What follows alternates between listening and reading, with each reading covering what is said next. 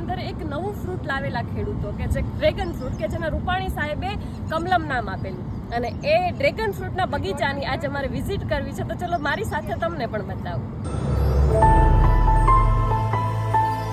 મહુવા તાલુકાનું પાનવડ ગામ કે જ્યાં આ ડ્રેગન ફ્રૂટનો બગીચો પરસોત્તમભાઈ ગુદરાસિયા નામના ખેડૂતે બનાવેલો છે.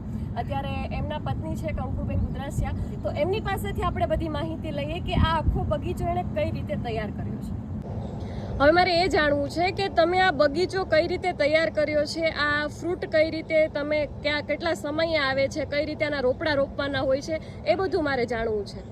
એમાં સાહેબ અમે ગોંડલથી અમે ખૂટા લાવ્યા છીએ, પછી અમે એને ખાટા કાઢ્યા, સોંપ્યા, પછી રોપા ઠેઠ કંસમાંથી લાવ્યા, 1 ફૂટે 4 રોપા સોંપવા. બરોબર. પછી એને અમે વરસથી સુધી રાહ જોઈ, પછી શક્કર લાવ્યા, પછી એને શક્કર ચડાવ્યા, અમે કટિંગ કરી વર્ષમાં 2 વખત, પછી એમાં ગોઠવી દઈ. બરોબર. આ 4 વર્ષે ઓણ અમારે કંઈક ફળ આમાં બતાય છે. આ ડ્રેગન ફ્રૂટ હવે તમારે આવવા મળશે હવેથી, તો આનું વેચાણ તમે કઈ રીતે કરો છો? વેચાણ તો પોર અમારે થોડુંક ડ્રેગન ફ્રૂટ આવતું, અમારે અહીંયા ઉદ્યોગ ચોકડી બોલાય એટલે અમારે અહીંના કારખાના વાળા લઈ જાય, એમાંથી મવા મોકલી, ડોક્ટરો લઈ જાય, બધાને અમે અહીંયા ખાવા પોર બોલાવ્યા હતા. હવે એ લોકોને અમારામાં બધા ફોન આવે તો અમે એ લોકોને વેચી શકીએ છીએ.